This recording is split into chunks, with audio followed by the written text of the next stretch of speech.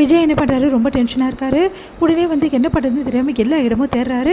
பார்த்தா வந்து அவருக்கு வழியே தெரியல. அவ்வளோதான், நம்ம முடிஞ்சு போச்சு, நம்ம தொலைஞ்சிட்டோம். அதுக்கப்புறம் வந்து நம்மளுக்கு டவரும் எடுக்கலையே, அவ்வளோதான், ஃபோனும் ஆஃப் ஆகிடுச்சு, அவ்வளோதான் நம்ம நிலமை, மாட்டிக்கணும்னு அப்போவே காவேரி சொன்னால் தெரியாத இடத்துக்கு போவேன் நான் தான் ரொம்ப திமுறாக நடந்துக்கிட்டேன் அப்படின்னு சொல்லிட்டு மனசு கஷ்டப்பட்டு அப்படியே வந்து ரொம்ப டென்ஷனாகி எல்லா இடமும் தேடிட்டு ஒரு இடத்துல தெரியாமல் உட்காந்துடுறாரு. என்ன பண்ணுறதுன்னு தெரியலேன்னு பார்த்தா வந்து விலங்குகள் சவுண்டாக பயங்கரமாக இருக்குது. அவ்வளோதான், முடிஞ்சிச்சு, விலங்குகள் சவுண்டாக பயமாக இருக்குது, கண்டிப்பாக நம்மளை சாப்பிட்ற போகுது அப்படின்னு சொல்லிட்டு பார்த்துட்ருக்காரு. இங்கே வந்து என்ன பண்ணுறாங்க, காவேரி வந்து என்ன இவர் ஃபோனும் பண்ணல, எங்கே இருக்காருன்னு தெரியலையே அப்படின்னு சொல்லிட்டு காவேரி யோசிச்சுட்ருக்காங்க. அடுத்து வந்து இங்கே எல்லா இடமும் தேடி தேடி பார்க்குறாரு. எந்த வழியுமே அவருக்கு தெரியல. நம்ம கதை முடிஞ்சிச்சு அப்படின்னு சொல்லிட்டு மனசு கஷ்டப்பட்டு என்ன பண்ணுறதுன்னு தெரியாமல் டென்ஷன் ஆகிடுறாரு. உடனே வந்து ஐயோ பசி வேறு இருக்கே, ஒரு பக்கம் நடக்க வேறு முடியலையே, நான் என்ன போகிறேன், ஃபோனும் ஆஃப் ஆகிடுச்சு அப்படின்னு சொல்லிட்டு விஜய் ரொம்ப டென்ஷனாக இருக்காரு.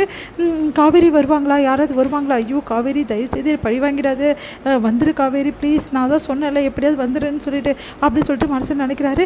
மறுபடியும் ஃபோன் எடுத்து ட்ரை பண்ணி பார்க்குறாரு. ஆனால் சுத்தமாக வந்து இருந்த சிக்னலும் இல்லாமல் போச்சு. ஐயோ கொஞ்சம் வந்துருந்தது, மறுபடியும் இல்லையே, அவ்வளோதானா, முடிஞ்சிச்சா என் கதை அப்படின்னு சொல்லிட்டு செமையாக டென்ஷன் ஆகிறாரு.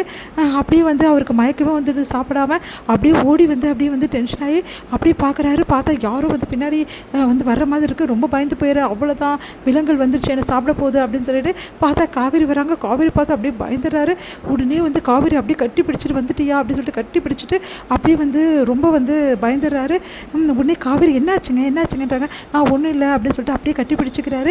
கொஞ்சம் கூட காவேரி வந்து விடவே மாட்டேங்கிறாரு. எங்க ஒரு நிமிஷம் என்ன பாருங்கன்றாங்க. போ காவேரி, நான் பார்க்க மாட்டேன் போடி அப்படின்றாரு. ஏன் இவ்வளோ லேட்டாக வந்து, நான் ரொம்ப பயந்துட்டேன் தெரியுமா அப்படின்னோடனே, இங்கே பாருங்கள், நீங்கள் ஏரியா சொன்னோடனே பெரிய பெரிய மரம்னு சொன்னேன், எனக்கு இடம் தெரிஞ்சிச்சு. இந்த ஏரியாவில் எனக்கு தெரியாத இடமாங்க, நான் அப்போவே சொன்னேன் காட்டில் தனியாக போவாதீங்கன்னு, கேட்டிங்களா?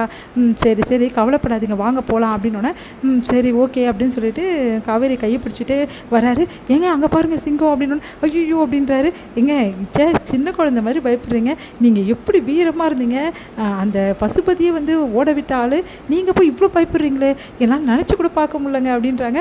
பின்ன காட்டு விலங்குகள் பார்த்தா எல்லாருக்கும் பயமாக தான் இருக்கும்.